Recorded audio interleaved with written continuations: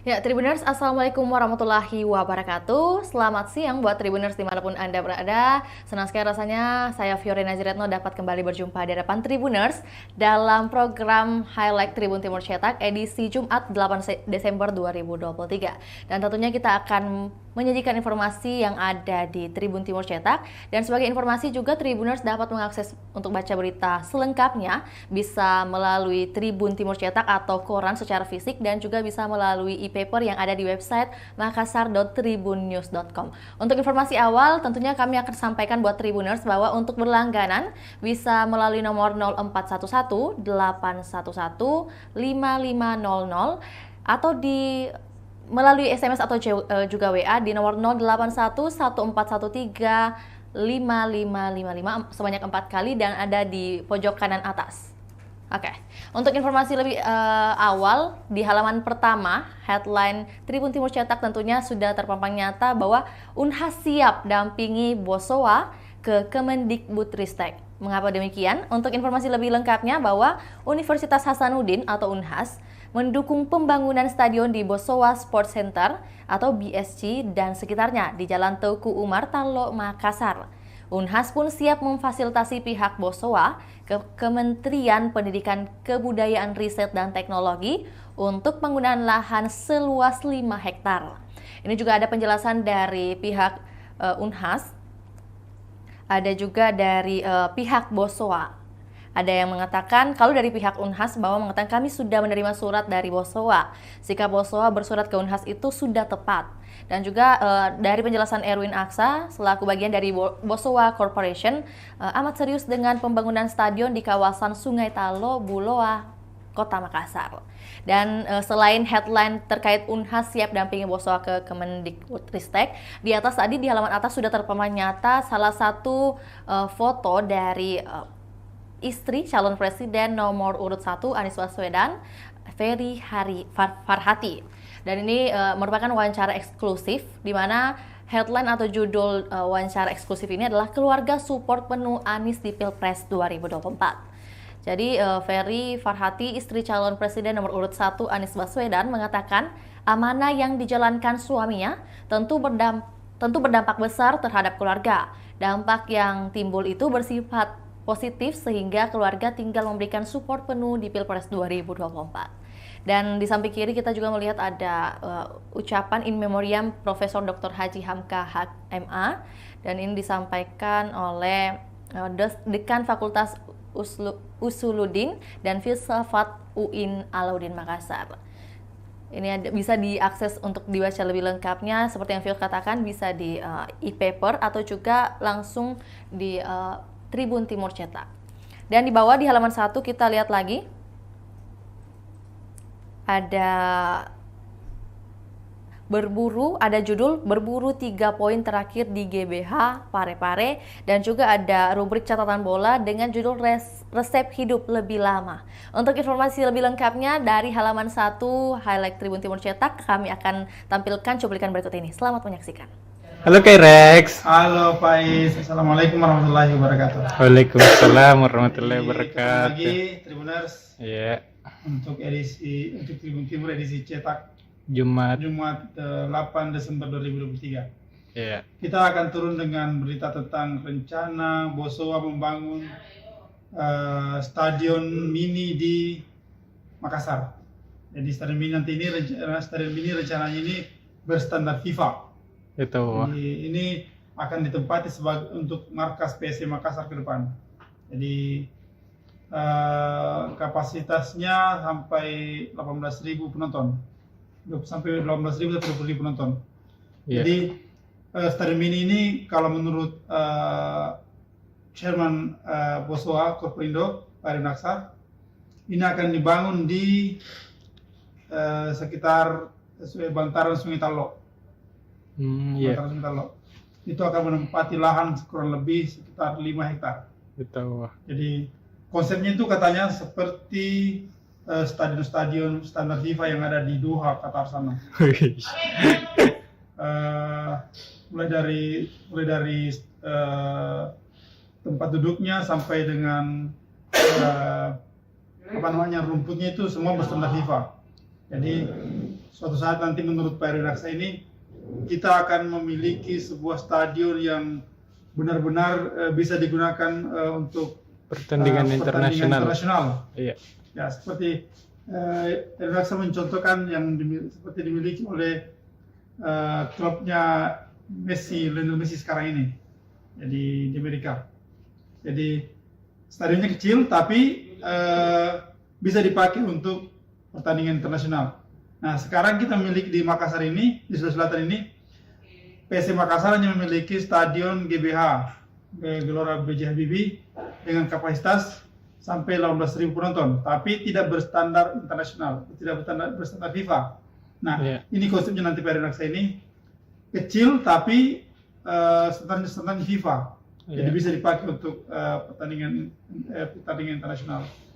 Nah, sebagai langkah awalnya ini, Bosowa bersurat ke Unhas untuk bisa menggunakan lahan milik Unhas yang ada di sekitar Bosowa Sports Center itu, nanti akan digunakan sebagai tempat parkir untuk memperluas lahan stadion agar bisa betul-betul memang sesuai standar yang ditetapkan oleh FIFA.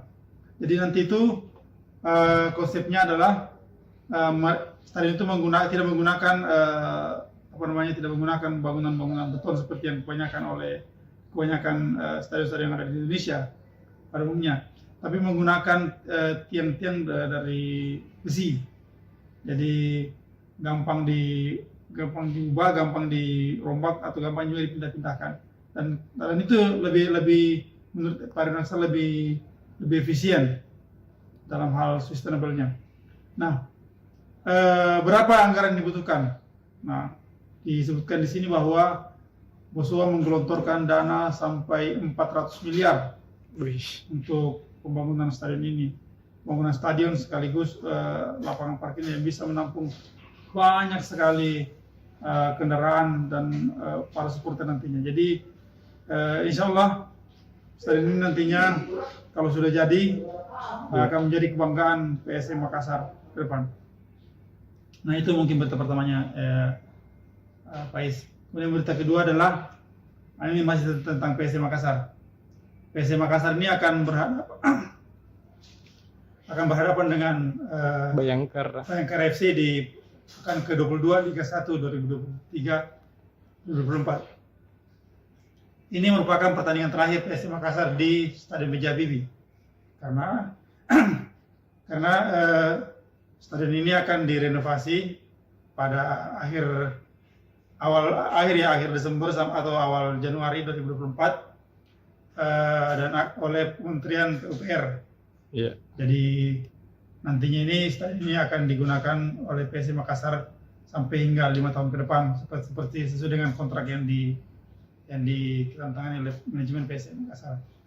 Nah, karena stadion B.J. Habibie akan direnovasi, maka nantinya pertandingan kandang berikutnya PSM nanti akan berada di luar Sulawesi Selatan. Kemungkinan besar akan dilangsungkan di Jawa Timur. Nah, terkait dengan pertandingan PSM lawan Bayangkara FC ini karena ini adalah pertandingan terakhir kandang PSM di Sulawesi Selatan. Sudah pasti banyak supporter PSM Makassar yang akan memadati stadion ini, akan memadati stadion B.J. Habibie. Mereka akan menyaksikan pertandingan PSM ini secara antusias. The Maxman salah satu supporter PSM Makassar yang kreatif sudah mengatakan akan mengerahkan kurang lebih 800 anggotanya untuk memerahkan stadion Gelora B.J. Habibie. Ya, belum lagi supporter lain. Jadi kemungkinan besar ini menurut data dari panitia kapasitas yang ditetapkan oleh kepolisian hingga 8.000 supporter kemungkinan besar akan terpenuhi.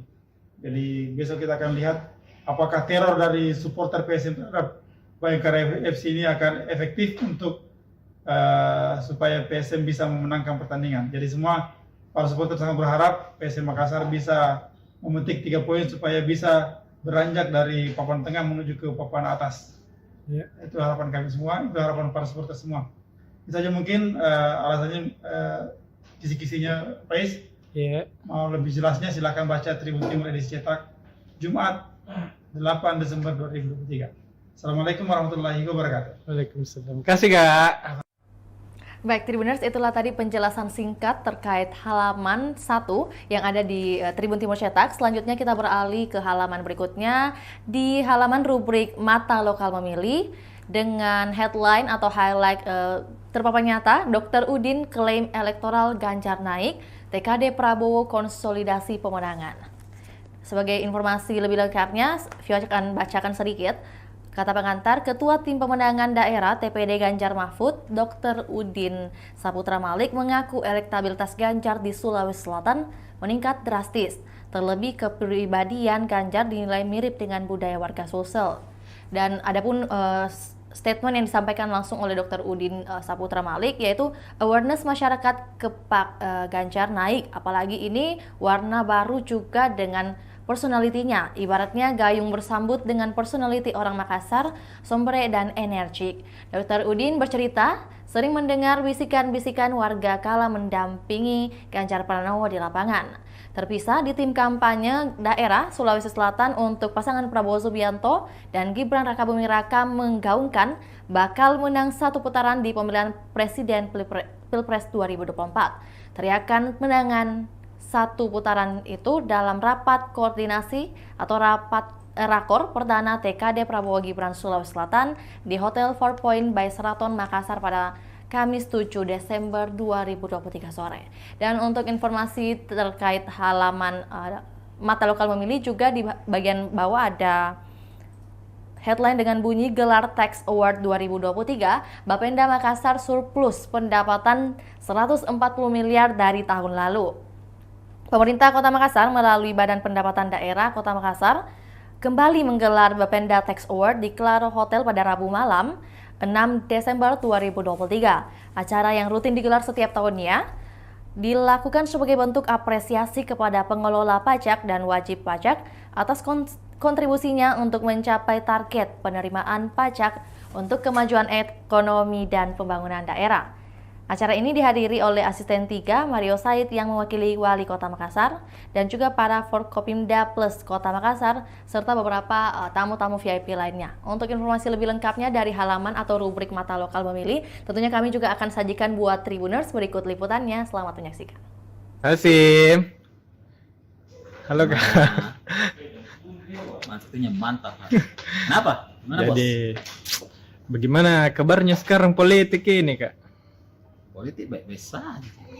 Bisanya tuh. Nah, Iya Kak? Iya. Baik-baik saja untuk kita, tapi kalau untuk peserta politiknya nih, pasti mereka sementara berjuang untuk mencari suara ya pada pemilihan umum 2024 mendatang. Kalau ini sekitar 1 bulan, 2 bulan, sekitar Kurang lebih 2 bulan lah Kak. ya, kurang lebih 2 bulan lah ya, menuju pemilu 2024. Nah, apa yang terjadi? Kita masuk dulu di tim pemenangan daerah atau tim kampanye daerah di calon presiden. Jadi semua calon presiden ini sudah membentuk tim kampanye daerah di daerah, termasuk juga di Sulawesi Selatan. Iya. Jadi dia kumpulkan semua tokoh-tokohnya, elit-elitnya yang bisa mendulang suara. Nah, kalau kita lihat secara di atas kertas, tim dari Prabowo ini sangat banyak tokoh. Iya. Di Sulsel ini. Di Sulsel. Meskipun dipimpin oleh orang baru di sini kita lihat, baru di era politik Sulawesi Selatan, tapi di bawah-bawahnya kemudian di atas-atasnya sebagai dewan pembina itu dosen tokoh dosen tokoh ini mereka sementara rapat konsolidasi untuk menyamakan persepsi bagaimana cara memenangkan usungannya Prabowo dan Gibran. Nah biasanya kan kalau tokoh semua itu ya saya tidak mau semua didengar. Apakah jadi ini tahu memang anunya persamaan persepsinya dikumpulkan bagaimana? Ya, lebih bagus bertengkar di depan daripada bertengkar di Iya. belakang. Jadi begitu. Jadi sementara rapat konsolidasi dan itu kita turunkan apa sebenarnya hasil rapat konsolidasinya. Kemudian dari tim Ganjar ini sudah ada beberapa hasil-hasil mungkin hasil survei ya. Iya. Karena ketua tim pemenangan daerah dari Ganjar Mahfud ini Dr. Udin Saputra Malik menyampaikan bahwa elektoral Ganjar naik bos di Sulsel. Nah, apakah memang biasanya kan kalau sekelas tim tim pemenangan itu berbicara pasti kan harus berdasarkan data. Iya. Nggak bisa lapo-lapo aja. Apakah memang ini memang karena memang Ganjar kalau dia sampaikan sudah banyak berkunjung ke Sulawesi Selatan dan itu sudah di beberapa daerah sudah membentuk juga tim dan lain-lain dengan backbone atau tulang punggung timnya itu berasal dari PDIP Iya. dan P3 dan ini yang dua ini menjadi partai parlemen. Nah ini yang sementara kerjakan dengan masing-masing tim. Iya. Anies kita lihat lebih banyak kita dapatkan pergerakan dari relawan dari Anies. Kita belum lihat atau Pak Remes belum pernah mengumpulkan konsolidasi secara besar-besaran untuk pemenangan Anies Baswedan di sini. Kita lihat hanya beberapa relawan-relawan yang bergerak secara parsial. Nah, berbeda dengan di Prabowo dan Ganjar yang sudah bergerak secara konsolidatif. Iya. Tidak boleh orang bergerak kalau konsolidatif itu tidak boleh orang bergerak tanpa ada perintah. Nah, seperti itu. Nah, beda dengan Anies masih parsial-parsial di sini. Apakah memang kita belum tahu pergerakannya, apakah silent pergerakannya? Tapi biasanya kan untuk tim pemenang itu dilihat dari tim konsolidasinya. Nah, memang harus terkonsolidatif.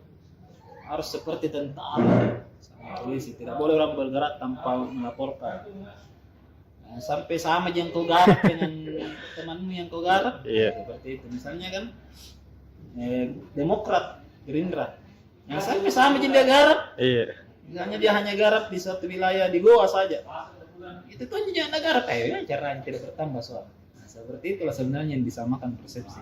Kemudian metode kampanye juga disamakan. Apalagi yang disamakan adalah strategi meraih suara untuk level-levelnya. Ibu-ibu bagaimana caranya, nasional bagaimana, bapak-bapak politika bagaimana. Seperti itu. Ini yang sementara digarap oleh tim pemenangan Prabowo dan Ganjar seperti itu.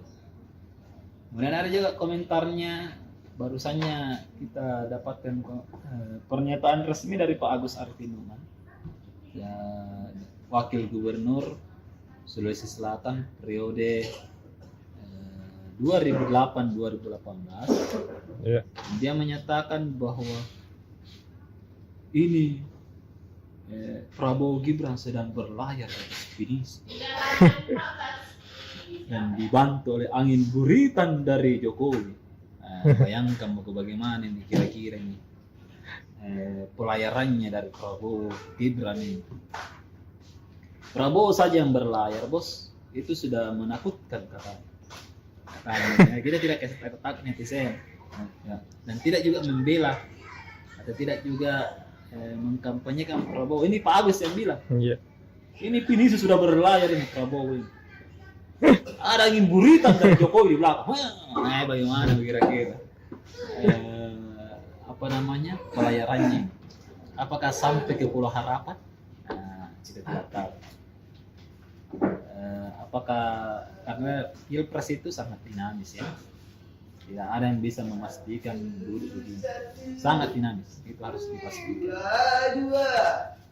Apalagi kan pergerakannya Ganjar juga tidak main-main, pergerakannya Anies juga tidak main-main ya. Kita lihat ini pergerakan semua, pergerakan memang kokoh semua pergerakannya. Dan ya kalau kita lihat mereka ini sangat wajar lah ya. Yang Anies dengan gagasannya, Ganjar dengan gerakan-gerakannya bersama dengan PDIP, itu kan pasti ya. Dan harus diingat, Jawa ini adalah kunci kemenangan. Jadi pasti Jawa paling menentukan. Siapa yang menjadi representatif orang Jawa ya silakan nanti kita lihat. Nah, itu ya di politik. Baik, Tribuners, masih dalam program Highlight Tribun Timur Cetak. Tentunya tadi sudah ada 2 halaman yang kami sajikan informasinya terkait konten-konten atau muatan di beberapa halaman yang ada di Tribun Timur Cetak. Dan selanjutnya kita melangkah ke rubrik Sulsel Memilih dengan beberapa headline yang tentunya menjadi menarik untuk kita bahas. Salah satunya yaitu Tarung Azikin versus Lis Nurdin. Kabupaten Bantaeng menjadi ajang pertarungan keluarga Azikin Sultan dan Nurdin Abdullah pasca reformasi. Selama masa reformasi ini, kedua tokoh ini yang memimpin Bantaeng. Pertarungan kedua gerbong ini akan kembali tersaji pada pemilihan umum pemilu 2024 mendatang. Sementara itu, calon legislator lain tak banyak berasal dari Bantaeng. Perebutan suara di Bantaeng termasuk minim, sebab saat Azikin maju pada pemilu 2019 lalu, ia hanya mampu mengumpulkan 28.000 lebih suara. Untung saja calon legislator lain dari Gerindra tak mampu menambah suara di kabupaten atau kota lainnya. Namun kini Azikin mendapatkan penantang baru, mereka adalah Najmuddin, Iswari Iskandar, dan Anhar Rahman di internal partai.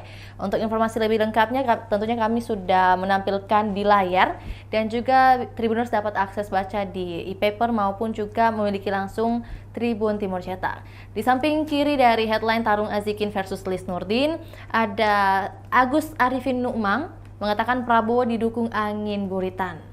Dan juga di bawah dari headline Agus Arifin Nukmang yang mengatakan Prabowo didukung angin buritan, ada visi misi 5% dan hiburan debat paslon. Ini merupakan statement yang disampaikan oleh cendekiawan Muslim atau juga pendiri pesantren Matahari di Mangempang, Maros. Dan untuk informasi lebih lengkapnya dari halaman Sulsel Memilih, tentunya kami juga akan menyajikan cuplikan berikut ini. Selamat menyaksikan. Ini yang sesi berbeda ya. Iya. Kita bahas, sudah pilpres kita bahas pemilu bos. Nah untuk sesi kali ini kita bahas DPRI khusus untuk Dapil 1 di Kabupaten Bantaeng. Jadi pada pemilu 2019 lalu kita flashback dulu ke 5 tahun ke belakang. Di Bantaeng itu yang menjadi penguasa suara adalah Azikin Sultan. Sekarang duduk di Senayan melalui Partai Gerindra. Saat itu Azikin melenggam bebas. Pertama, petahana. Yang kedua, mantan Bupati Bantaeng. Kemudian yang ketiga, anaknya waktu itu menjabat, ini sekarang tidak menjabat. Ditambah lagi yang menarik adalah saat ini Pak Azikin ini mendapatkan lawan kuat. Ya, siapa itu? Mantan Ketua PKK Kabupaten Bantaeng. Sekaligus juga sekarang menjabat Ketua Partai Golkar Bantaeng, Lis Pahrudin. Siapa yang Lis Pahrudin? Apakah netizen masih banyak yang tidak tahu? Bisa saja. Tapi Lis ini adalah istri dari mantan Gubernur Sulsel, Nurdin Abdullah. Nah, yang orang asli Bantaeng itu Nurdin Abdullah. Iya. Nah, kalau Ibu Lis orang Pangkep. Bapaknya dulu Pak Prof Pahrudin, rektor Unhas, tahun awal pertengahan tahun 90-an nampaknya itu ya. Nah itu, apakah Ibu Lis punya jaringan? Pasti punya jaringan di Bantaeng karena 10 tahun jadi ketua PKK. Ibu-ibu yang sekarang, yang dulu anak-anak itu sudah pasti memilih kan, sudah tahun 2018 ya, ada 5 tahun lalu ini terakhir beliau jadi ketua PKK dan 10 tahun di sana, dan pasti ini akan ada kecurigaan saya pasti Nurdin Abdullah juga turun kampanye untuk istrinya toh. Nah, seperti itu. Pilih-pilih ini ibu udah lain toh. Nah, ini yang menarik karena ada dua mantan penguasa Bantaeng pasca reformasi ya. Iya. Artinya itu kalau kita bicara pasca reformasi memang betul-betul dipilih oleh masyarakat. Kalau sebelum reformasi saat Orde Baru itu kan kita ingat dulu waktu kita kecil-kecil itu bupati, kenapa tiba-tiba ada bupati nih? Oh, di SK kan jadi gubernur. Kenapa jadi bupati? Kenapa jadi bupati? Nah, sekarang tidak. Harus melalui pemilihan. Seperti itu. Nah, ini yang akan bertarung nanti. Kalau kita lihat daftar caleg tetapnya, hanya 2 kekuatan besar nanti. Klaim Sultan dengan klaim Abdullah. Nah, ini akan bertarung di Bantaeng untuk memperebutkan suara. Iya. Apakah Pak Asikin Sultan masih bisa mempertahankan 28.000 suaranya di Bantaeng atau justru tergerus? Nah, sementara itu di internal partai Gerindra juga banyak pertarungan hebat. Iya. Meskipun ditinggalkan oleh Puang Idris Manggabarani, ini ada masuk lagi Pak, namanya Ibu Iswari Iskandar. Dia ini Pak, Ibu Iswari, adiknya Bupati Jeneponto sekarang. Orang Jeneponto asli. Nah, ditambah lagi ada namanya Najmunin, pengusaha tambang. Nah, ini pengusaha tambang ini yang kemarin itu bikin jalan sehat di Makassar yang dihadiri 400.000 orang. Nah, itu ngeri itu semua. Iya. Ada lagi Anhar. Anhar ini pengusaha pupuk dan sedang berfungsi dengan Ketua Partai Gerindra gua, Ibu Andi Tendri Indah untuk menggarap suara gua. Nah, kalau Wawan kan di gua banyak juga suaranya dengan Ibu Tendri. Nah, ini saya bilang, apakah Pak Asikin masih mampu? Nah, di sisi lain kan Idris kan pasti banyak namanya ya. Iya. Apakah hanya dengan suara Bantaeng dia mampu menang? Kayaknya tidak. Harus dia menggarap juga daerah-daerah lain. Nah, lawan-lawannya Ibu Lis kan tidak main-main. Ada Pak Hamka, kemudian ada juga Hamsia Iksan, Ketua PKK Jeneponto sekarang. Ada juga mantan Ketua DPRD Kota Makassar, Pak Faruk Mbeta, kemudian Ajib Padindang, Senator DPD RI sekarang. Itu kan pastilah kalau misalnya Ibu Lis meskipun hitungannya tidak mampu duduk di kursi pertama, yang minimal tidak bikin malu-malu lah di kampung sendiri toh. Nah, seperti itu. Biasanya di politik begitu. Meskipun saya kalah di kampung orang, tapi kalau di kampung saya tidak boleh kalah. Nah, seperti itu kalau di politik. Nah, kita lihat nanti bagaimana pergerakannya dari masing-masing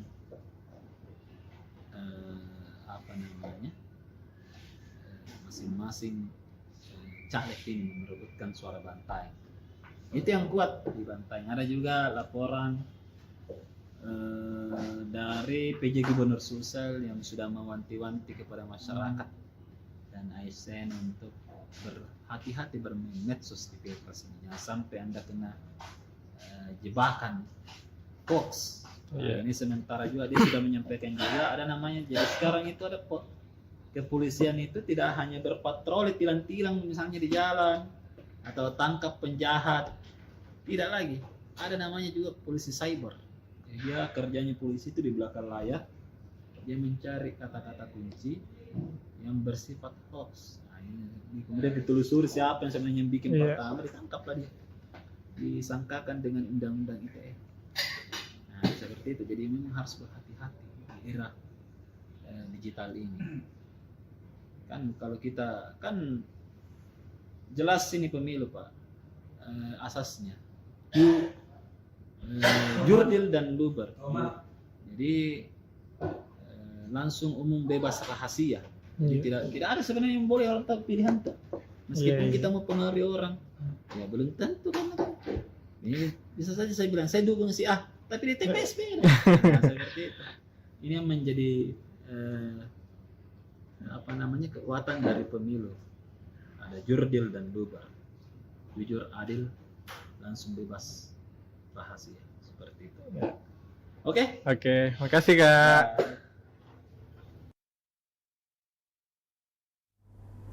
Baik, selanjutnya kita beralih ke halaman yang tentunya menjadi idola bagi orang-orang Makassar, yaitu rubrik Tribun PSM. Bisa dilihat dengan jelas, ya, bisa dilihat dengan jelas di layar bahwa dengan headline "Jagat Tren Tak Terkalahkan" dengan titik atau poin merah "Waspada Kebangkitan The Guardian".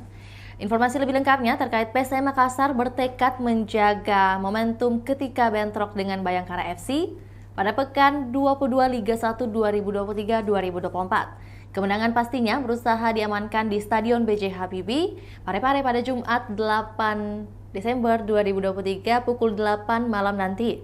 Pasukan Ramang membutuhkan 3 poin demi perbaiki posisi di klasemen. Mereka sekarang ini di peringkat 10 dengan 27 poin. Jika melihat rekor pertemuan kedua tim, PSM Makassar diunggulkan mendulang poin penuh. Dari 11 pertemuan, pasukan Ramang mengantongi 5 kemenangan, Bayangkara hanya menang 2 kali, 4 laga lainnya berakhir imbang. Mungkin informasi lebih lengkapnya ya, kita beralih ke bawah. Ini ada informasi terkait head to head yang dilakukan antara atau yang dijalani oleh PSM Makassar dan juga Bayangkara FC mulai dari Liga 1 di 2017 hingga nantinya di 2024. Ini masih menjadi pertanyaan, siapakah yang akan mendapatkan skor lebih tinggi? Nah, untuk informasi lebih lengkapnya dari rubrik Tribun PSM, kami akan sajikan berikut cuplikannya. Selamat menyaksikan. Halo Kakak Sodi. Halo Faiz, halo Tribuners. Ya. Kita kembali bertemu dalam keadaan sehat. Alhamdulillah. Alhamdulillah. Ada apa ini Faiz? Ada apa? PSM besok di Kak? Iya. Nanti. Iya. Main PSM. hari ini. Ya, hari ini. Ya. Jadi Tribuners, PSM akan kembali bertanding di pekan ke 22 Liga 1 2023-2024. Kali ini PSM kedatangan tamu Bayangkara FC. Mereka kedua tim ini akan bertemu di Stadion B.J. Habibie Jumat 8 Desember 2022. Kick off-nya akan berlangsung pukul 20.00 WITA atau jam 8 malam. Nah, khusus di edisi Jumat, Tribun Timur untuk halaman PSM terbit dengan tren tidak terkalahkan. Kita tahu bahwa PSM di 5 laga terakhirnya di semua kompetisi, baik itu di Liga 1 maupun di AFC Cup, tidak terkalahkan dengan persentase ataupun mengantongi 2 kemenangan dan 3 hasil imbang. Nah, modal ini yang akan coba dipertahankan ketika melawan Bayangkara FC. Selain tidak terkalahkan di 5 laga terakhir, MR Pan CS juga secara rekor pertemuan melawan Bayangkara itu lebih unggul, di mana dari 11 pertemuan PSM mampu menang 5 kali, Bayangkara hanya mengantongi 2 kemenangan dan 4 laga lainnya berakhir imbang ataupun seri. Tak hanya itu, motivasi pasukan Ramang kembali berlipat ganda dengan ini menjadi laga terakhir PSM Makassar di Stadion B.J. Habibie untuk musim 2023-2024. Kenapa? Karena revitalisasi untuk Stadion B.J. Habibie akan dilakukan paling lambat Januari 2024. Saat ini sudah memasuki tahap tender di Kementerian PUPR dan masih menunggu pemenangnya untuk kemudian ditindaklanjuti dengan pengerjaan dan ditargetkan rampung di akhir Desember. Dan tentu ini akan memupah semangat para pemain PSM Makassar demi mempersembahkan 3 poin di hadapan supporter sendiri di laga terakhirnya, karena pasti mereka akan merindukan atmosfer dengan dukungan supporter di beberapa pertandingan ke depan di Liga 1 atau bahkan sampai musim mendatang di 2024-2025. Dan kita tahu bahwa PSM saat ini berada di peringkat 10 dengan 27 poin. Tentu kemenangan dibutuhkan untuk merangsek ke papan atas klasemen. Di lain sisi, Bayangkara ini datang ke Parepare dengan hasil yang kurang memuaskan. 15 laga terakhir tidak pernah menang sekalipun. Nah, itu yang sangat. Namun kita tahu bahwa skuad Bayangkara ketika di jendela transfer ini mengalami perombakan. Mereka mendatangkan 11 pemain, ada bintang timnas, ada bintang Sulaiman, kemudian ada Putu Gede, ada Osvaldo Hai. Selain itu ada timnas Singapura, Sulfahmi yang didatangkan. Bahkan ada striker dari Madura, Junior Brando, juga direkrut untuk memang mereka terbebas dari zona degradasi. Kita tahu juara Liga 1 musim 2017 itu sekarang di dasar klasemen dengan poin 11 poin. Dan tentu mereka punya ambisi kuat untuk meraih 3 poin di Stadion B.J. Habibie, apalagi mereka datang jauh-jauh hari untuk melakukan persiapan. Mereka sudah tiba di Makassar sejak H-3 pertandingan. Tentu ini menjadi warning bagi PS bahwa anak asuh Mario Gomez datang ke B.J. Habibie untuk membawa 3 poin pulang dari Stadion B.J. Habibie. Begitu Faiz. Iya. Oke, ditunggu nanti main deh Kak. Oke. Ewako. Baik, Tribuners, itulah tadi beberapa review Terima kasih, halaman Adi. dari Tribun Halo Timur Cetak. Faiz. Ya. Baik, Tribuners, itulah tadi beberapa cuplikan review halaman dari Tribun Timur Cetak edisi Jumat 8 Desember 2023. Terima kasih sudah menyaksikan review atau highlight Tribun Timur Cetak hingga selesai. Dan jangan lupa saksikan di hari-hari berikutnya karena akan kami sajikan setiap harinya. Untuk itu saya Fiorina Jaretno mewakili kru yang bertugas pamit undur diri. Assalamualaikum warahmatullahi wabarakatuh. Sampai jumpa.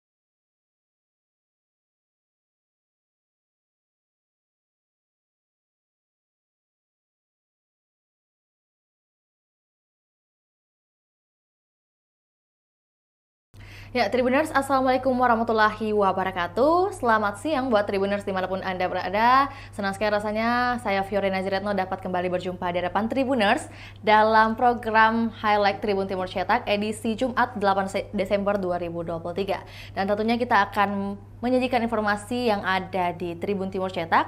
Dan sebagai informasi juga Tribuners dapat mengakses untuk baca berita selengkapnya bisa melalui Tribun Timur Cetak atau koran secara fisik dan juga bisa melalui e-paper yang ada di website makassar.tribunnews.com. Untuk informasi awal tentunya kami akan sampaikan buat Tribuners bahwa untuk berlangganan bisa melalui nomor 0411 811 5500 atau melalui SMS atau juga WA di nomor 081 1413 5555 sebanyak 4 kali dan ada di pojok kanan atas. Oke, untuk informasi lebih awal di halaman pertama, headline Tribun Timur Cetak tentunya sudah terpampang nyata bahwa Unhas siap dampingi Bosowa ke Kemendikbudristek. Mengapa demikian? Untuk informasi lebih lengkapnya bahwa Universitas Hasanuddin atau Unhas mendukung pembangunan stadion di Bosowa Sports Center atau BSC dan sekitarnya di Jalan Teuku Umar, Talo, Makassar.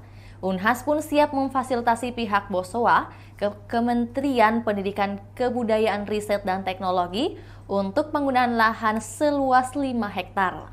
Ini juga ada penjelasan dari pihak Unhas, ada juga dari pihak Bosowa. Ada yang mengatakan, kalau dari pihak Unhas bahwa mengatakan kami sudah menerima surat dari Bosowa. Sikap Bosowa bersurat ke Unhas itu sudah tepat. Dan juga dari penjelasan Erwin Aksa selaku bagian dari Bosowa Corporation amat serius dengan pembangunan stadion di kawasan Sungai Talo, Buloa, Kota Makassar.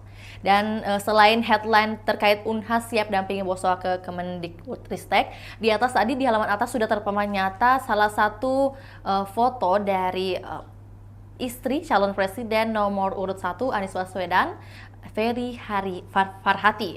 Dan ini merupakan wawancara eksklusif di mana headline atau judul wawancara eksklusif ini adalah keluarga support penuh Anies di Pilpres 2024. Jadi Ferry Farhati, istri calon presiden nomor urut 1 Anies Baswedan mengatakan amanah yang dijalankan suaminya tentu berdampak besar terhadap keluarga. Dampak yang timbul itu bersifat positif sehingga keluarga tinggal memberikan support penuh di Pilpres 2024.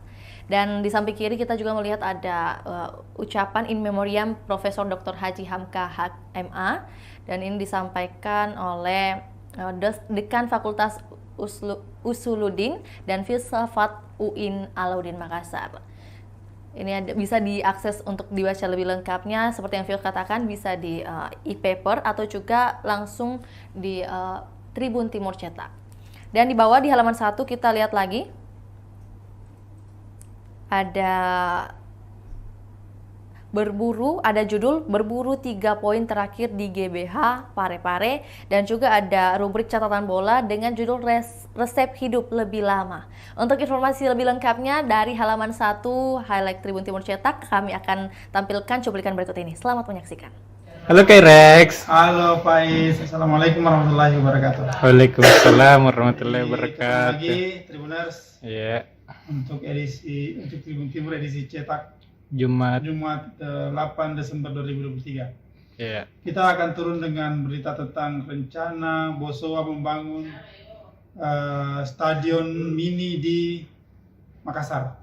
Jadi stadion mini rencananya ini berstandar FIFA.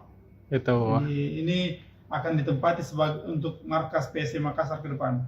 Jadi kapasitasnya sampai 18.000 penonton. Sampai 18.000 atau 20.000 penonton. Iya. Jadi stadion mini ini kalau menurut Chairman Bosowa Corporindo, Pak Erwin Aksa, ini akan dibangun di sekitar bantaran Sungai Talo. Iya. Bantaran Sungai Talo. Itu akan menempati lahan kurang lebih sekitar 5 hektar. Itu. Jadi konsepnya itu katanya seperti stadion-stadion standar FIFA yang ada di Doha, Qatar sana. Mulai dari tempat duduknya sampai dengan rumputnya itu semua berstandar FIFA. Jadi suatu saat nanti menurut Pak Erwin Aksa ini kita akan memiliki sebuah stadion yang benar-benar bisa digunakan untuk Pertandingan internasional. Iya. Ya, seperti Erwin Aksa mencontohkan yang seperti dimiliki oleh klubnya Lionel Messi sekarang ini, jadi di Amerika. Jadi stadionnya kecil tapi bisa dipakai untuk pertandingan internasional. Nah, sekarang kita memiliki di Makassar ini, di Sulawesi Selatan ini, PSM Makassar hanya memiliki stadion GBH, Gelora B.J. Habibie, dengan kapasitas sampai 18.000 penonton, tapi tidak berstandar internasional, tidak berstandar FIFA. Nah, ini konsepnya nanti Pak Erwin Aksa ini kecil tapi standar FIFA, jadi bisa dipakai untuk pertandingan internasional. Nah, sebagai langkah awalnya ini Bosowa bersurat ke Unhas untuk bisa menggunakan lahan milik Unhas yang ada di sekitar Bosowa Sport Center itu, nanti akan digunakan sebagai tempat parkir untuk memperluas lahan stadion agar bisa betul-betul memang sesuai standar yang diterapkan oleh FIFA. Jadi nanti itu konsepnya adalah stadion itu tidak menggunakan bangunan-bangunan beton seperti yang kebanyakan oleh kebanyakan stadion-stadion yang ada di Indonesia pada umumnya, tapi menggunakan tiang-tiang dari besi, jadi gampang diubah, gampang dirombak atau gampang juga dipindah-pindahkan, dan itu lebih menurut Pak Rinalsa lebih efisien dalam hal sustainable-nya. Nah, berapa anggaran yang dibutuhkan? Nah, disebutkan di sini bahwa Bosua menggelontorkan dana sampai 400 miliar untuk pembangunan stadion ini. Pembangunan stadion sekaligus lapangan parkir yang bisa menampung banyak sekali kendaraan dan para supporter nantinya. Jadi insya Allah stadion ini nantinya kalau sudah jadi akan menjadi kebanggaan PSM Makassar ke depan. Nah itu mungkin berita pertamanya, Pak Is. Kemudian berita kedua adalah ini masih tentang PSM Makassar. PSM Makassar ini akan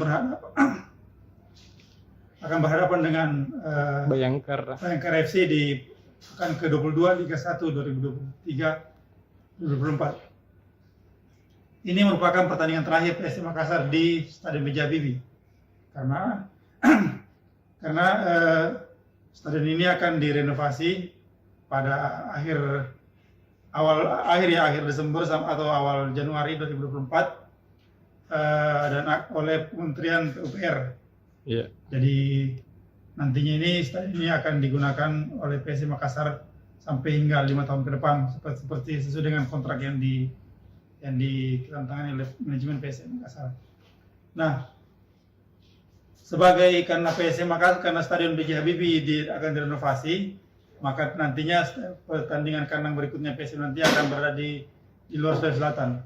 Kemungkinan besar akan dilangsungkan di Jawa Timur. Nah, terkait dengan pertandingan PSM lawan Bayangkara FC ini karena ini adalah pertandingan terakhir kandang PSM di Sulawesi Selatan. Sudah pasti banyak supporter PSM Makassar yang akan memadati stadion ini, akan memadati Stadion B.J. Habibie. Mereka akan menyaksikan pertandingan PSM ini secara antusias. The Maximum salah satu supporter PSM Makassar yang kreatif sudah mengatakan akan mengerahkan kurang lebih 800 anggotanya untuk memerahkan Stadion Gelora B.J. Habibie. Ya, belum lagi supporter lain, supporter lain. Jadi kemungkinan besar ini menurut data dari panitia kapasitas yang ditetapkan oleh kepolisian hingga 8.000 supporter kemungkinan besar akan terpenuhi. Jadi besok kita akan lihat apakah teror dari supporter PSM terhadap Bayangkara FC ini akan efektif untuk supaya PSM bisa memenangkan pertandingan. Jadi semua para supporter sangat berharap PSM Makassar bisa memetik 3 poin supaya bisa beranjak dari papan tengah menuju ke papan atas. Ya. Itu harapan kami semua, itu harapan para supporter semua. Itu saja mungkin alasannya kisi-kisinya Pak Is. Iya. Mau lebih jelasnya silakan baca Tribun Timur edisi cetak Jumat 8 Desember 2023. Assalamualaikum warahmatullahi wabarakatuh. Waalaikumsalam. Kasih Kak. Baik, Tribuners, itulah tadi penjelasan singkat terkait halaman 1 yang ada di Tribun Timur Cetak. Selanjutnya kita beralih ke halaman berikutnya di halaman rubrik Mata Lokal Memilih dengan headline atau highlight terpapan nyata, Dr. Udin klaim elektoral Ganjar naik, TKD Prabowo konsolidasi pemenangan. Sebagai informasi lebih lengkapnya, Vio akan bacakan sedikit. Kata pengantar, Ketua Tim Pemenangan Daerah TPD Ganjar Mahfud, Dr. Udin Saputra Malik mengaku elektabilitas Ganjar di Sulawesi Selatan meningkat drastis. Terlebih kepribadian Ganjar dinilai mirip dengan budaya warga Sulsel. Dan adapun statement yang disampaikan langsung oleh Dr. Udin Saputra Malik yaitu awareness masyarakat ke Pak Ganjar naik, apalagi ini warna baru juga dengan personalitinya, ibaratnya gayung bersambut dengan personality orang Makassar, sombre dan energik. Dr. Udin bercerita, sering mendengar bisikan-bisikan warga kala mendampingi Ganjar Pranowo di lapangan. Terpisah di tim kampanye daerah Sulawesi Selatan untuk pasangan Prabowo Subianto dan Gibran Rakabuming Raka menggaungkan bakal menang satu putaran di pemilihan presiden Pilpres 2024. Teriakan menangan satu putaran itu dalam rapat koordinasi atau rakor perdana TKD Prabowo Gibran Sulawesi Selatan di Hotel Four Point by Sheraton Makassar pada Kamis 7 Desember 2023 sore. Dan untuk informasi terkait halaman Mata Lokal Memilih juga di bagian bawah ada headline dengan bunyi gelar Tax Award 2023, Bapenda Makassar surplus pendapatan 140 miliar dari tahun lalu. Pemerintah Kota Makassar melalui Badan Pendapatan Daerah Kota Makassar kembali menggelar Bapenda Tax Award di Claro Hotel pada Rabu malam 6 Desember 2023. Acara yang rutin digelar setiap tahunnya dilakukan sebagai bentuk apresiasi kepada pengelola pajak dan wajib pajak atas kontribusinya untuk mencapai target penerimaan pajak untuk kemajuan ekonomi dan pembangunan daerah. Acara ini dihadiri oleh Asisten 3 Mario Said yang mewakili Wali Kota Makassar dan juga para Forkopimda Plus Kota Makassar serta beberapa tamu-tamu VIP lainnya. Untuk informasi lebih lengkapnya dari halaman atau rubrik Mata Lokal Memilih, tentunya kami juga akan sajikan buat Tribuners berikut liputannya. Selamat menyaksikan. Hasim. Halo Kak. Maksudnya mantap. Kenapa? Gimana, Bos? Jadi bagaimana kabarnya sekarang politik ini Kak? Politik baik-baik saja. Bisanya tuh. Nah, Iya kah? Iya. Baik-baik saja untuk kita, tapi kalau untuk peserta politiknya nih, pasti mereka sementara berjuang untuk mencari suara ya pada pemilihan umum 2024 mendatang. Kalau ini sekitar 1 bulan, 2 bulan, sekitar Kurang lebih 2 bulan lah Kak. ya, kurang lebih 2 bulan lah ya menuju pemilu 2024. Nah, apa yang terjadi? Kita masuk dulu di tim pemenangan daerah atau tim kampanye daerah di calon presiden.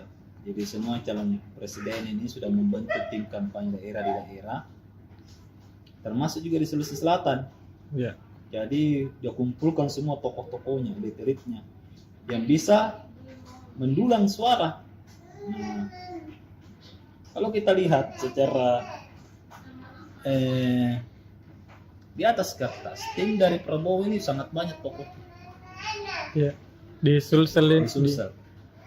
Meskipun dipimpin oleh orang baru di sini kita lihat, baru di era politik Sulawesi Selatan, tapi di bawah-bawahnya kemudian di atas-atasnya sebagai dewan pembina itu dosen tokoh dosen tokoh ini mereka sementara rapat konsolidasi untuk menyamakan persepsi bagaimana cara memenangkan usungannya Prabowo dan Gibran. Nah biasanya kan kalau tokoh semua itu ya saya tidak mau semua didengar. Apakah jadi ini minta memang anunya persamaan persepsinya dikumpulkan bagaimana ya, lebih bagus bertengkar di depan daripada bertengkar di belakang. Jadi begitu. Jadi sementara rapat konsolidasi dan itu kita turunkan apa sebenarnya hasil rapat konsolidasinya. Kemudian dari tim Ganjar ini sudah ada beberapa hasil mungkin hasil survei ya. Iya. Karena ketua tim pemenangan daerah dari Ganjar Mahfud ini, Dr. Udin Saputra Malik, menyampaikan bahwa elektoral Ganjar naik Bos di Sulsel. Nah, apakah memang biasanya kan kalau sekelas tim pemenangan itu berbicara pasti kan harus berdasarkan data. Iya. Nggak bisa lapo-lapo aja. Nah, apakah memang ini memang karena memang Ganjar kalau dia sampaikan sudah banyak berkunjung ke Sulawesi Selatan dan itu sudah di beberapa daerah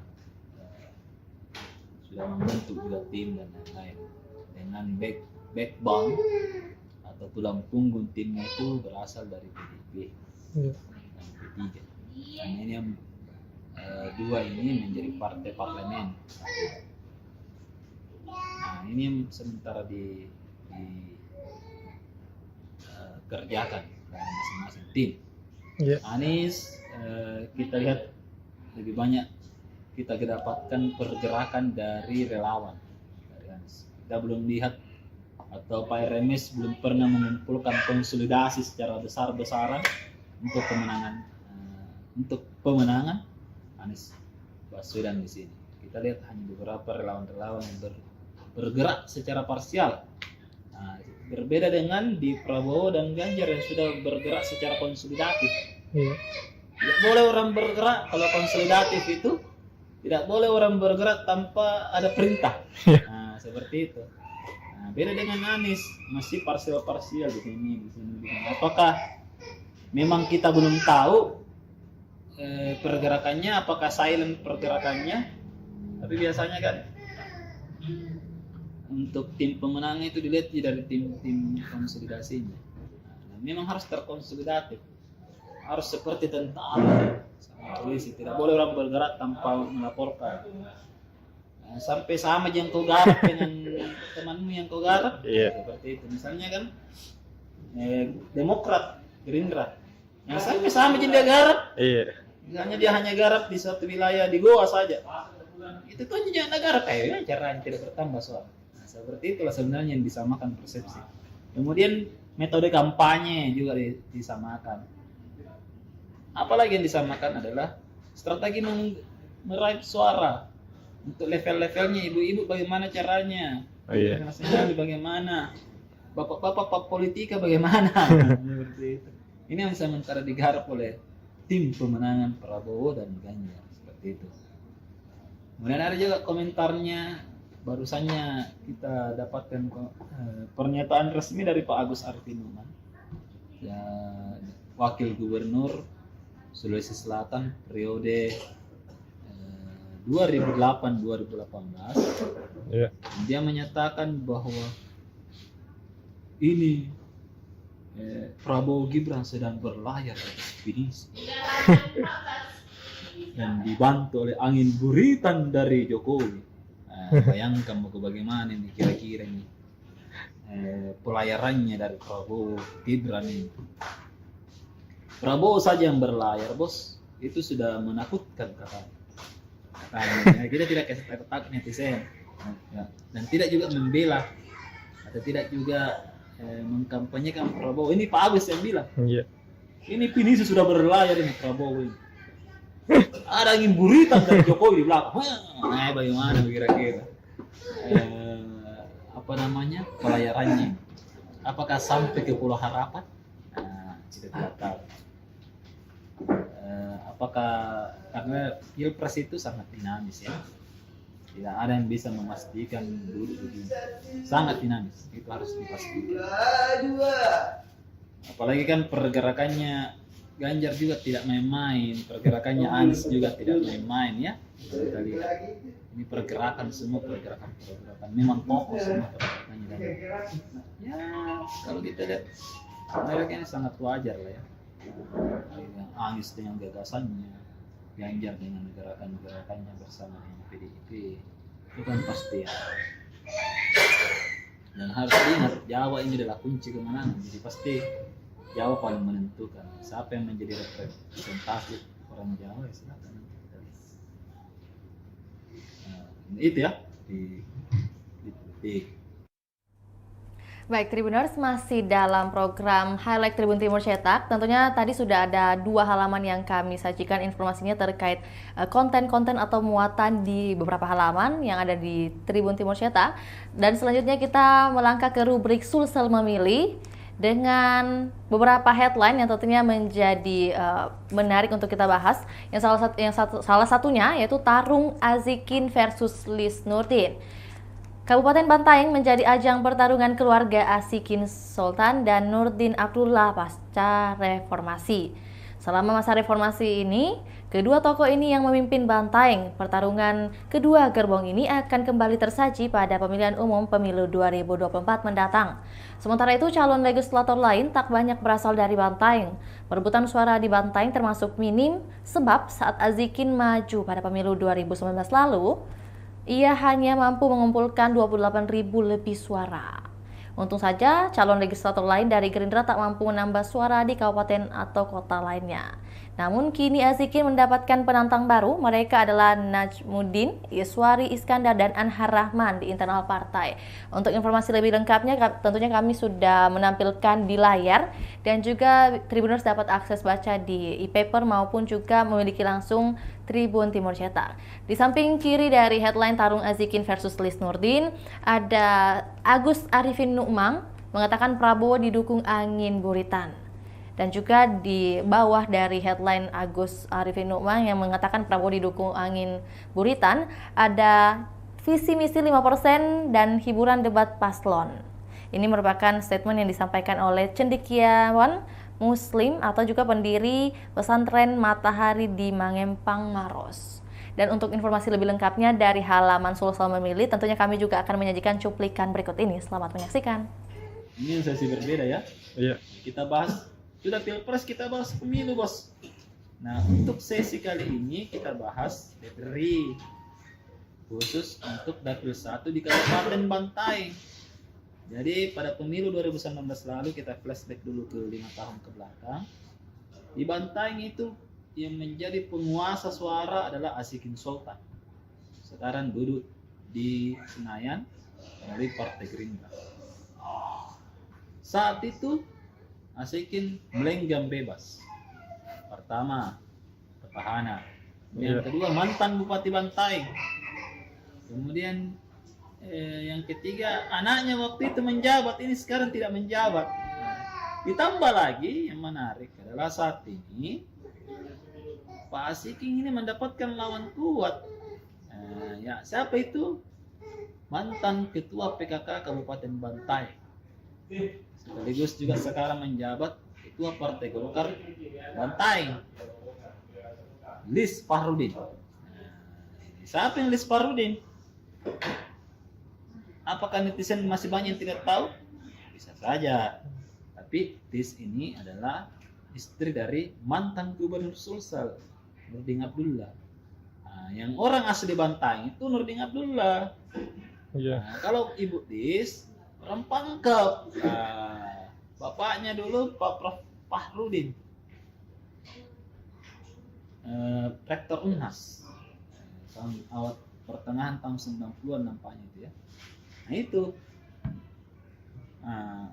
apakah Ibu Lis punya jaringan? Pasti punya jaringan di Bantaeng karena 10 tahun jadi ketua PKK. Ibu-ibu yang sekarang, yang dulu anak-anak itu sudah pasti memilih kan, sudah tahun 2018 ya, ada 5 tahun lalu ini terakhir beliau jadi ketua PKK dan 10 tahun di sana, dan pasti ini akan ada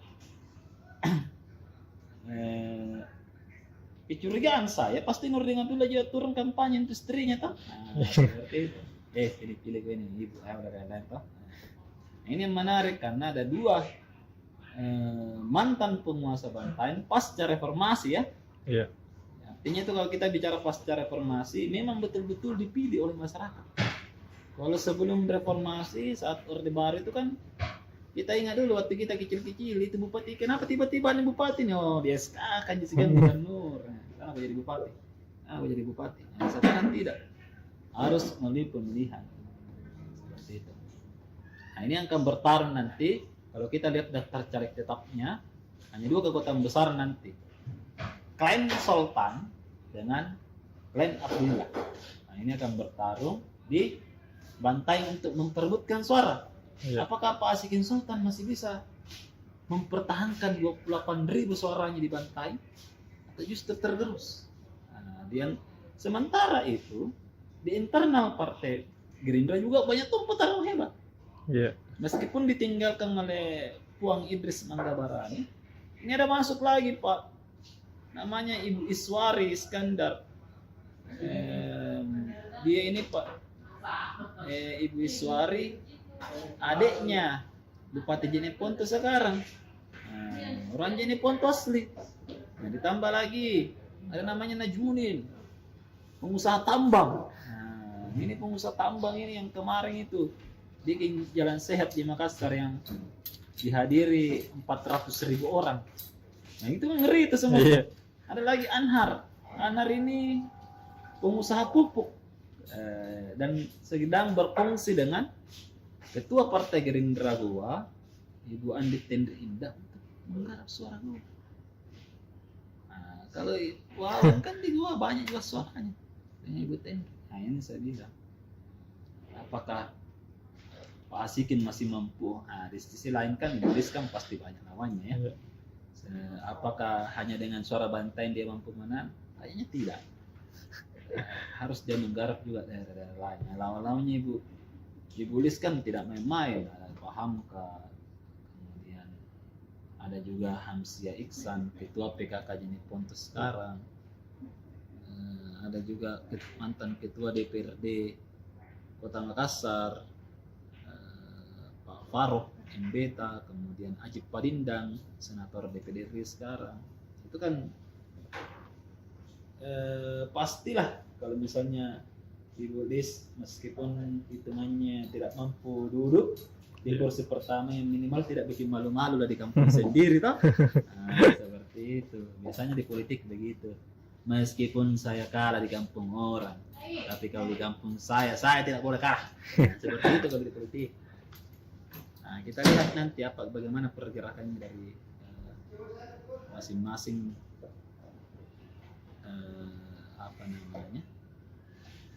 masing-masing caleg ini merebutkan suara Bantaeng. Itu yang kuat di Bantaeng. Ada juga laporan dari PJ Gubernur Sulsel yang sudah mewanti-wanti kepada masyarakat dan ASN untuk berhati-hati bermain medsos di Pilpres ini. Jangan sampai Anda kena jebakan hoax. Nah, ini sementara juga dia sudah menyampaikan juga ada namanya. Jadi sekarang itu ada kepolisian itu tidak hanya berpatroli tilang-tilang misalnya di jalan atau tangkap penjahat. Tidak lagi. Ada namanya juga polisi cyber. Dia kerjanya polisi itu di belakang layar, dia mencari kata-kata kunci yang bersifat hoax. Nah, ini kemudian ditelusuri siapa yang sebenarnya bikin pertama, ditangkaplah dia, disangkakan dengan undang-undang ITE. Nah seperti itu. Jadi memang harus berhati-hati di era digital ini. Kan kalau kita kan jelas ini pemilu Pak, asasnya jurdil dan luber. Jadi langsung umum bebas rahasia. Jadi tidak ada sebenarnya yang boleh orang tahu pilihan tuh. Meskipun kita mau pengaruhi orang, ya belum tentu kan. Ini bisa saja saya bilang saya dukung si A, tapi di TPS beda. Nah, seperti itu. Ini yang menjadi kekuatan dari pemilu. Ada jurdil dan luber. Jujur, adil, langsung bebas rahasia, seperti itu. Oke, makasih Kak.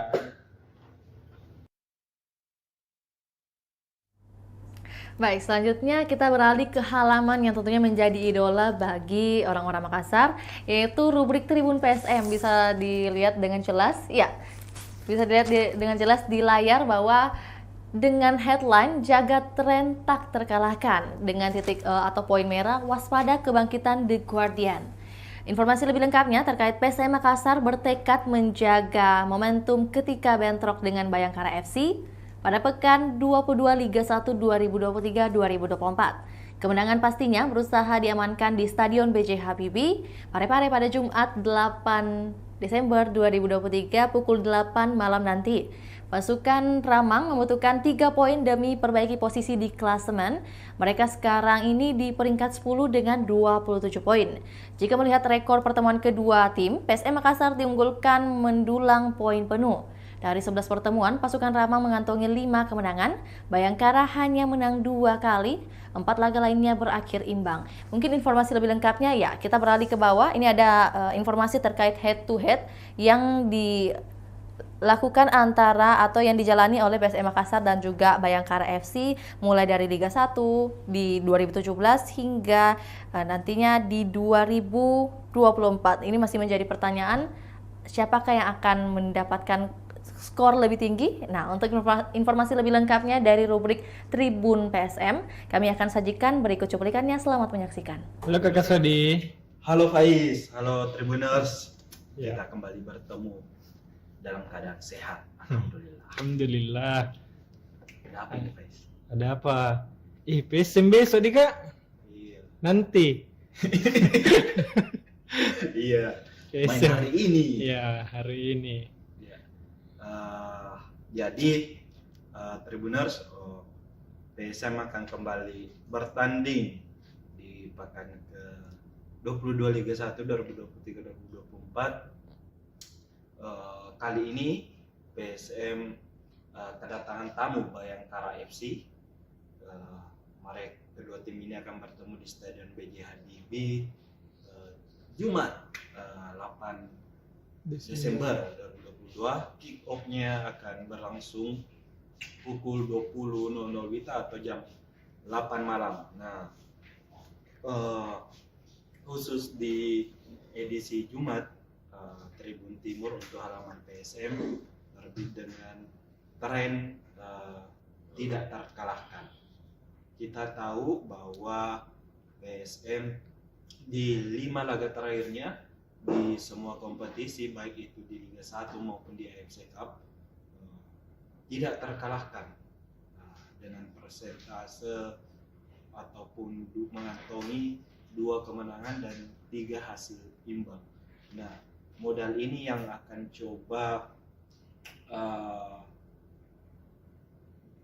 dipertahankan ketika melawan Bayangkara FC. Selain tidak terkalahkan di 5 laga terakhir, MR Pan CS juga secara rekor pertemuan melawan Bayangkara itu lebih unggul, di mana dari 11 pertemuan PSM mampu menang 5 kali, Bayangkara hanya mengantongi 2 kemenangan dan 4 laga lainnya berakhir imbang ataupun seri. Tak hanya itu, motivasi pasukan Rahmat kembali berlipat ganda dengan ini menjadi laga terakhir PSM Makassar di Stadion B.J. Habibie untuk musim 2023-2024. Kenapa?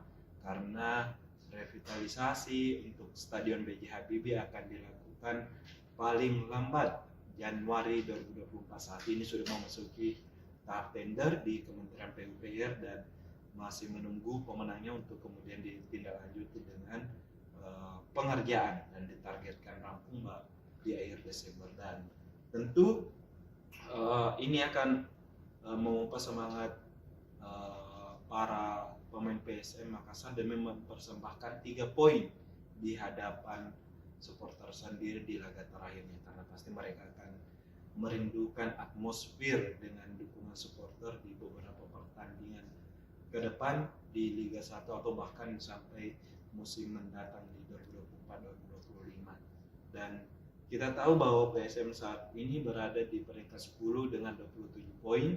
Tentu kemenangan dibutuhkan untuk merangsek ke papan atas klasemen.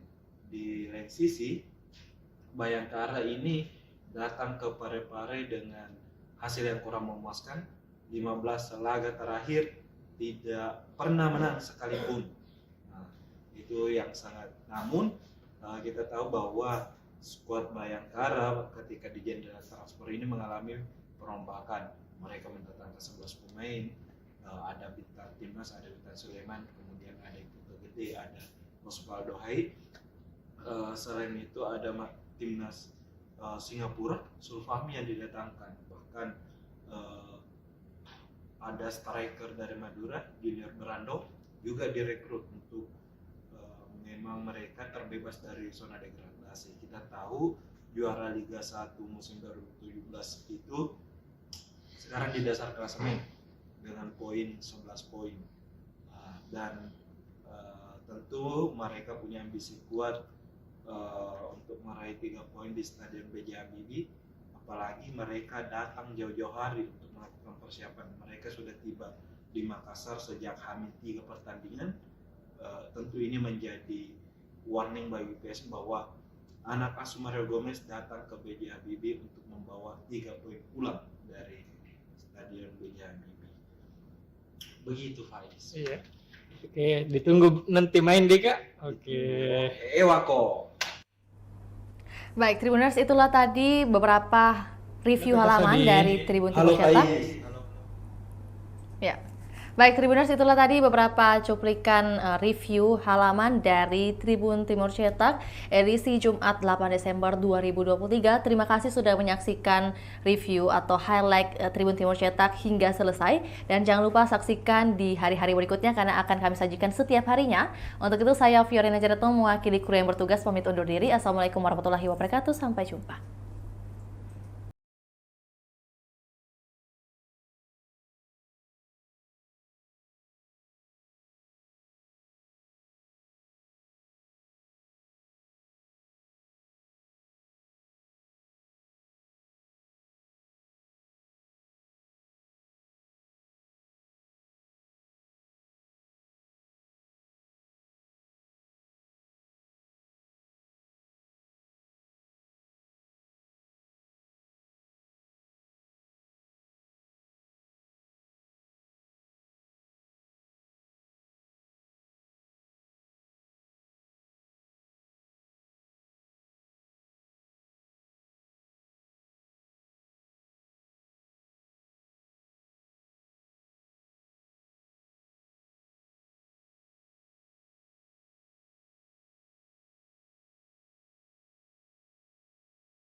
Ya, Tribuners, Assalamualaikum warahmatullahi wabarakatuh. Selamat siang buat Tribuners dimanapun Anda berada. Senang sekali rasanya saya Fiorina Jaretno dapat kembali berjumpa di hadapan Tribuners dalam program Highlight Tribun Timur Cetak edisi Jumat 8 Desember 2023. Dan tentunya kita akan menyajikan informasi yang ada di Tribun Timur Cetak. Dan sebagai informasi juga Tribuners dapat mengakses untuk baca berita selengkapnya bisa melalui Tribun Timur Cetak atau koran secara fisik dan juga bisa melalui e-paper yang ada di website makassar.tribunnews.com. Untuk informasi awal tentunya kami akan sampaikan buat Tribuners bahwa untuk berlangganan bisa melalui nomor 0411 811 5500 atau melalui SMS atau juga WA di nomor 081 1413 5555 sebanyak 4 kali dan ada di pojok kanan atas. Oke, untuk informasi lebih awal di halaman pertama, headline Tribun Timur Cetak tentunya sudah terpampang nyata bahwa Unhas siap dampingi Bosowa ke Kemendikbudristek. Mengapa demikian? Untuk informasi lebih lengkapnya bahwa Universitas Hasanuddin atau Unhas mendukung pembangunan stadion di Bosowa Sports Center atau BSC dan sekitarnya di Jalan Teuku Umar, Talo, Makassar. Unhas pun siap memfasilitasi pihak Bosowa ke Kementerian Pendidikan Kebudayaan Riset dan Teknologi untuk penggunaan lahan seluas 5 hektar. Ini juga ada penjelasan dari pihak Unhas, ada juga dari pihak Bosowa. Ada yang mengatakan, kalau dari pihak Unhas bahwa mengatakan kami sudah menerima surat dari Bosowa. Sikap Bosowa bersurat ke Unhas itu sudah tepat. Dan juga dari penjelasan Erwin Aksa, selaku bagian dari Bosowa Corporation, amat serius dengan pembangunan stadion di kawasan Sungai Talo, Buloa, Kota Makassar. Dan selain headline terkait Unhas siap dampingi Bosowa ke Kemendikbudristek, di atas tadi di halaman atas sudah terpampang nyata salah satu foto dari istri calon presiden nomor urut 1 Anies Baswedan, Ferry Farhati. Dan ini merupakan wawancara eksklusif di mana headline atau judul wawancara eksklusif ini adalah Keluarga Support Penuh Anies di Pilpres 2024. Jadi Ferry Farhati, istri calon presiden nomor urut 1 Anies Baswedan mengatakan amanah yang dijalankan suaminya tentu berdampak besar terhadap keluarga. Dampak yang timbul itu bersifat positif sehingga keluarga tinggal memberikan support penuh di Pilpres 2024. Dan di samping kiri kita juga melihat ada ucapan in memoriam Profesor Dr. Haji Hamka MA dan ini disampaikan oleh Dekan Fakultas Usuluddin dan Filsafat UIN Alauddin Makassar. Ini bisa diakses untuk dibaca lebih lengkapnya seperti yang Phil katakan bisa di e-paper atau juga langsung di Tribun Timur Cetak. Dan di bawah di halaman 1 kita lihat lagi ada judul berburu 3 poin terakhir di GBH Parepare dan juga ada rubrik catatan bola dengan judul resep hidup lebih lama. Untuk informasi lebih lengkapnya dari halaman 1 highlight Tribun Timur Cetak kami akan tampilkan cuplikan berikut ini. Selamat menyaksikan.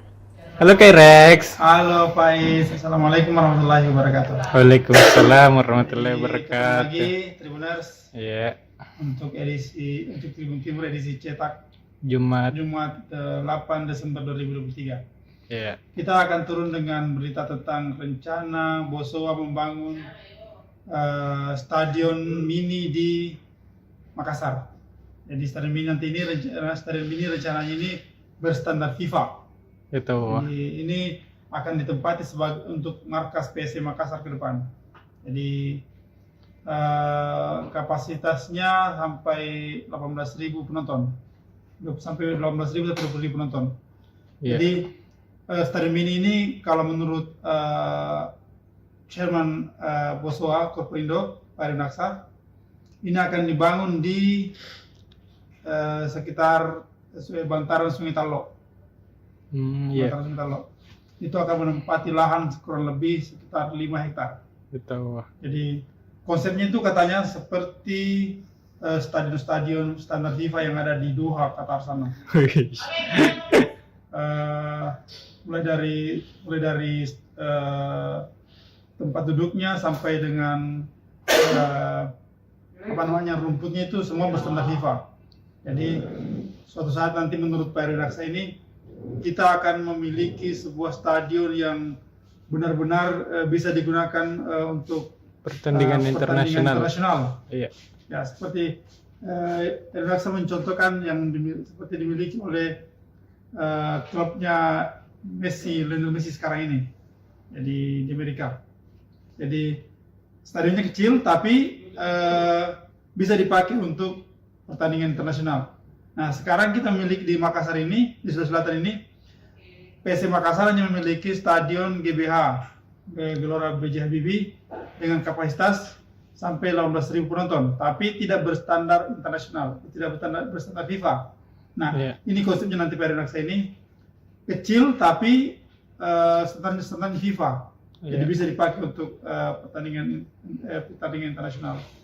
Nah, sebagai langkah awalnya ini Bosowa bersurat ke Unhas untuk bisa menggunakan lahan milik Unhas yang ada di sekitar Bosowa Sports Center itu.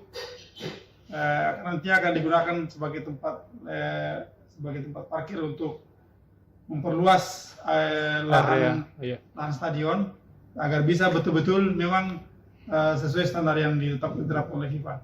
Jadi nanti itu konsepnya adalah stadion itu tidak menggunakan bangunan-bangunan beton seperti yang kebanyakan stadion-stadion yang ada di Indonesia pada umumnya, tapi menggunakan tiang-tiang dari besi.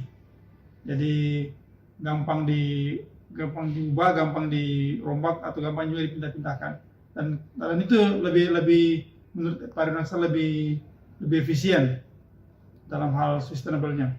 Nah, berapa anggaran yang dibutuhkan? Nah, disebutkan di sini bahwa Bosowa menggelontorkan dana sampai 400 miliar untuk pembangunan stadion ini.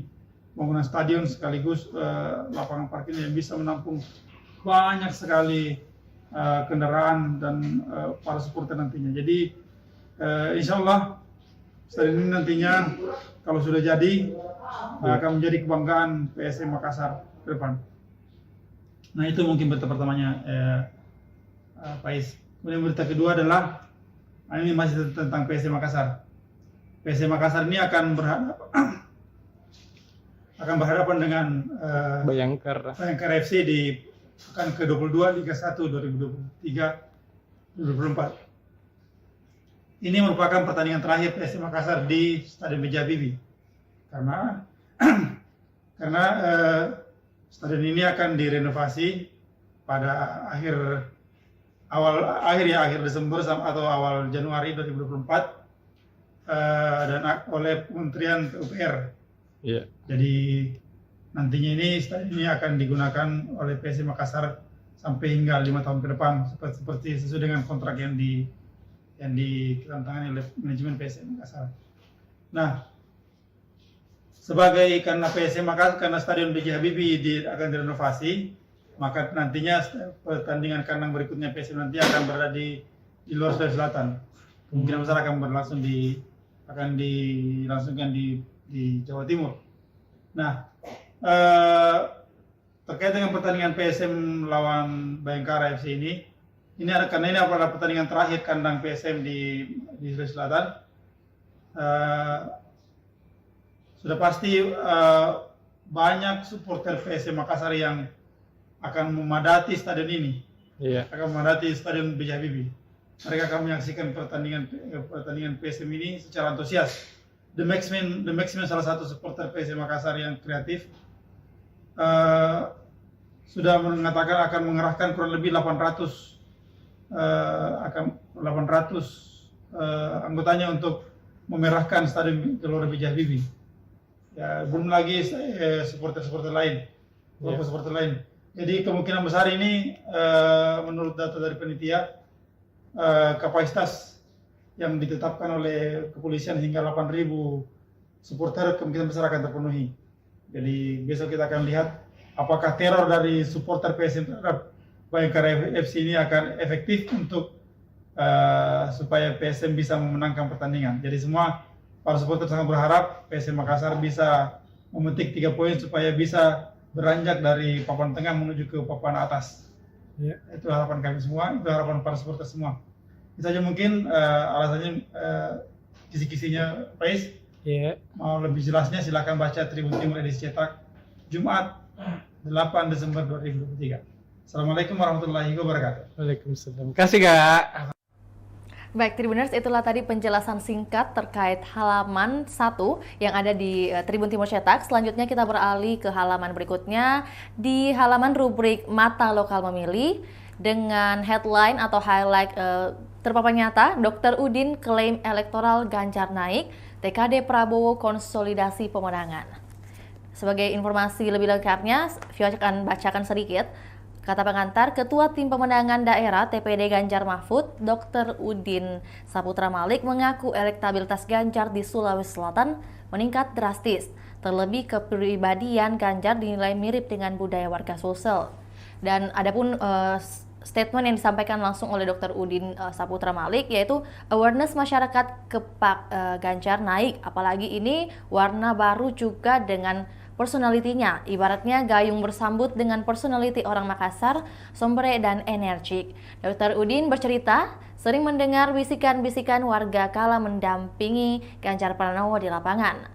Terpisah di tim kampanye daerah Sulawesi Selatan untuk pasangan Prabowo Subianto dan Gibran Rakabuming Raka menggaungkan bakal menang 1 putaran di pemilihan presiden Pilpres 2024. Teriakan menangan 1 putaran itu dalam rapat koordinasi atau rapat rakor perdana TKD Prabowo Gibran Sulawesi Selatan di Hotel 4 Point by Sheraton Makassar pada Kamis 7 Desember 2023 sore. Dan untuk informasi terkait halaman Mata Lokal Memilih juga di bagian bawah ada headline dengan bunyi gelar Tax Award 2023, Bapenda Makassar surplus pendapatan 140 miliar dari tahun lalu. Pemerintah Kota Makassar melalui Badan Pendapatan Daerah Kota Makassar kembali menggelar Bapenda Tax Award di Claro Hotel pada Rabu malam 6 Desember 2023. Acara yang rutin digelar setiap tahunnya dilakukan sebagai bentuk apresiasi kepada pengelola pajak dan wajib pajak atas kontribusinya untuk mencapai target penerimaan pajak untuk kemajuan ekonomi dan pembangunan daerah. Acara ini dihadiri oleh Asisten 3 Mario Said yang mewakili Wali Kota Makassar dan juga para Forkopimda Plus Kota Makassar serta beberapa tamu-tamu VIP lainnya. Untuk informasi lebih lengkapnya dari halaman atau rubrik Mata Lokal Memilih, tentunya kami juga akan sajikan buat Tribuners berikut liputannya. Selamat menyaksikan.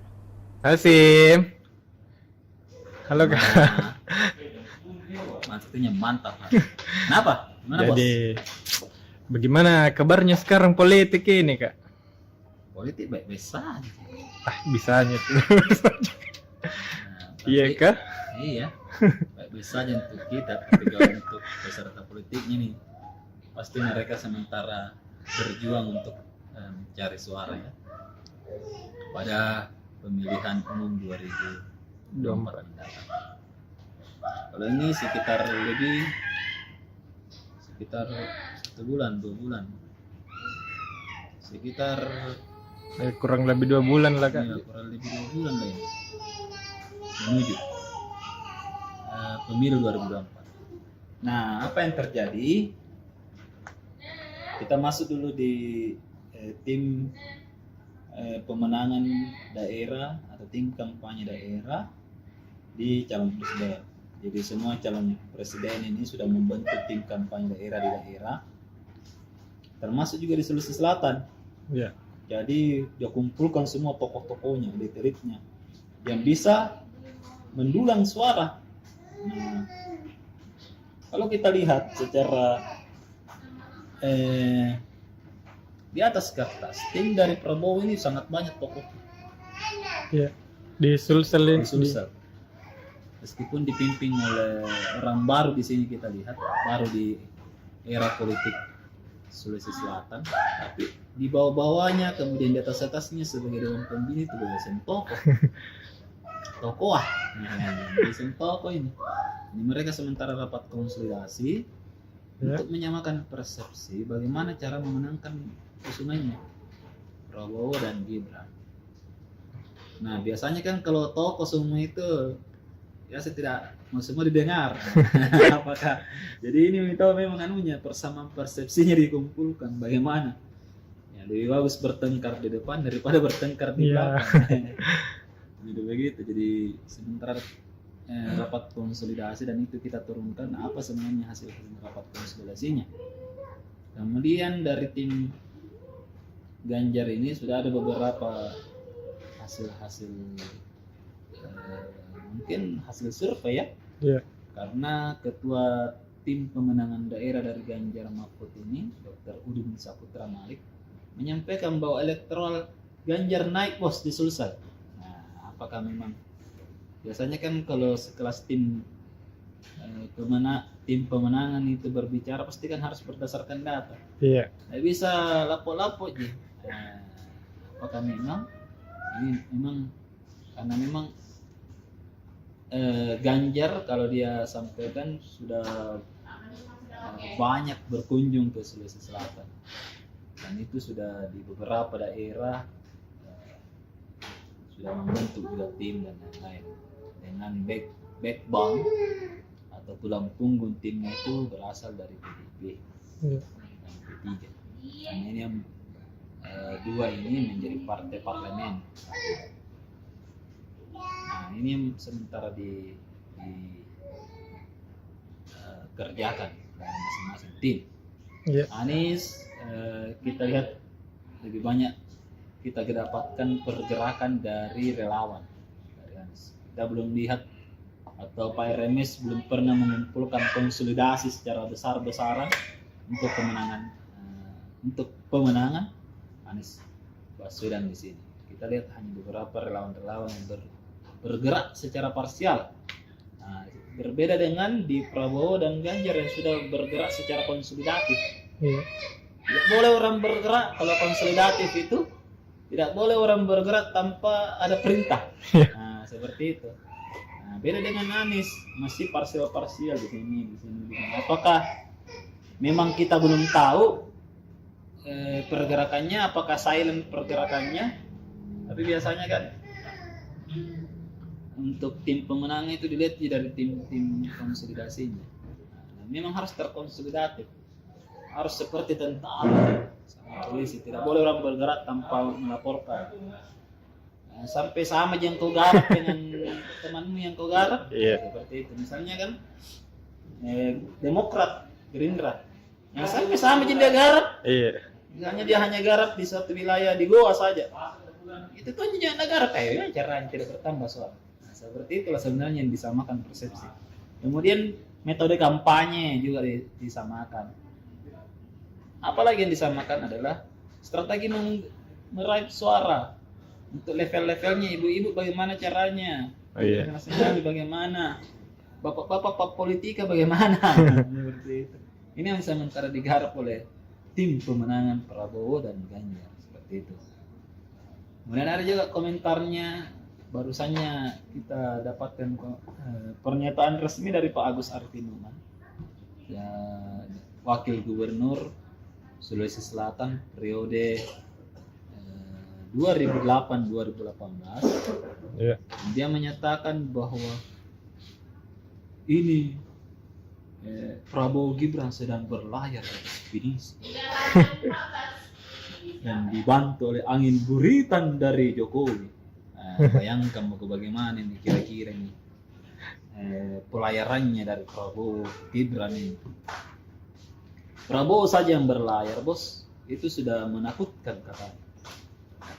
Kita tidak kasih takut netizen, dan tidak juga membela atau tidak juga mengkampanyekan Prabowo. Ini Pak Agus yang bilang. Iya. Ini Pinisi sudah berlayar ini Prabowo ini. Ada angin buritan dari Jokowi di belakang. Bagaimana kira-kira? Apa namanya pelayarannya? Apakah sampai ke Pulau Harapan? Kita tidak tahu. Apakah karena Pilpres itu sangat dinamis ya? Tidak ada yang bisa memastikan duduk begini. Sangat dinamis, itu harus dipastikan. Apalagi kan pergerakannya Ganjar juga tidak main-main, pergerakannya Anies juga tidak main-main ya. Kita lihat ini pergerakan semua pergerakan memang kokoh semua pergerakannya. Dan ya kalau kita lihat mereka ini sangat wajar lah ya. Anies dengan gagasannya, Ganjar dengan gerakannya bersama dengan PDIP, itu kan pasti ya. Dan harus diingat Jawa ini adalah kunci kemenangan, jadi pasti Jawa paling menentukan. Siapa yang menjadi representasi orang Jawa ya silakan nanti kita lihat. Itu ya di Baik, Tribuners, masih dalam program Highlight Tribun Timur Cetak. Tentunya tadi sudah ada 2 halaman yang kami sajikan informasinya terkait konten-konten atau muatan di beberapa halaman yang ada di Tribun Timur Cetak. Dan selanjutnya kita melangkah ke rubrik Sulsel Memilih dengan beberapa headline yang tentunya menjadi menarik untuk kita bahas. Salah satunya yaitu Tarung Azikin versus Lis Nurdin. Kabupaten Bantaeng menjadi ajang pertarungan keluarga Azikin Sultan dan Nurdin Abdullah pasca reformasi. Selama masa reformasi ini, kedua tokoh ini yang memimpin Bantaeng. Pertarungan kedua gerbong ini akan kembali tersaji pada pemilihan umum pemilu 2024 mendatang. Sementara itu, calon legislator lain tak banyak berasal dari Bantaeng. Perebutan suara di Bantaeng termasuk minim, sebab saat Azikin maju pada pemilu 2019 lalu, ia hanya mampu mengumpulkan 28.000 lebih suara. Untung saja calon legislator lain dari Gerindra tak mampu menambah suara di kabupaten atau kota lainnya. Namun kini Azikin mendapatkan penantang baru. Mereka adalah Najmuddin, Iswari Iskandar, dan Anhar Rahman di internal partai. Untuk informasi lebih lengkapnya tentunya kami sudah menampilkan di layar, dan juga Tribuners dapat akses baca di e-paper maupun juga memiliki langsung Tribun Timur Cetak. Di samping kiri dari headline Tarung Azikin versus Lis Nurdin, ada Agus Arifin Nukmang mengatakan Prabowo didukung angin buritan. Dan juga di bawah dari headline Agus Arifin Nukmang yang mengatakan Prabowo didukung angin buritan, ada visi misi 5% dan hiburan debat paslon. Ini merupakan statement yang disampaikan oleh cendekiawan Muslim atau juga pendiri pesantren Matahari di Mangempang, Maros. Dan untuk informasi lebih lengkapnya dari halaman Sulsel Memilih, tentunya kami juga akan menyajikan cuplikan berikut ini. Selamat menyaksikan. Ini sesi berbeda ya. Iya. Kita bahas sudah Pilpres, kita bahas pemilu, bos. Nah, untuk sesi kali ini kita bahas DPRI khusus untuk Dapil 1 di Kabupaten Bantaeng. Jadi pada pemilu 2019 lalu kita flashback dulu ke 5 tahun ke belakang. Di Bantaeng itu yang menjadi penguasa suara adalah Azikin Sultan. Sekarang duduk di Senayan dari Partai Gerindra. Saat itu Azikin melenggam bebas. Pertama, petahana. Yang kedua, mantan Bupati Bantaeng. Kemudian yang ketiga, anaknya waktu itu menjabat, ini sekarang tidak menjabat. Ditambah lagi yang menarik adalah saat ini Pak Azikin ini mendapatkan lawan kuat. Ya, siapa itu? Mantan Ketua PKK Kabupaten Bantaeng. Sekaligus juga sekarang menjabat ketua Partai Golkar Bantaeng, Lis Fahrudin. Nah, siapa yang Lis Fahrudin? Apakah netizen masih banyak yang tidak tahu? Bisa saja. Tapi Lis ini adalah istri dari mantan Gubernur Sulsel, Nurdin Abdullah.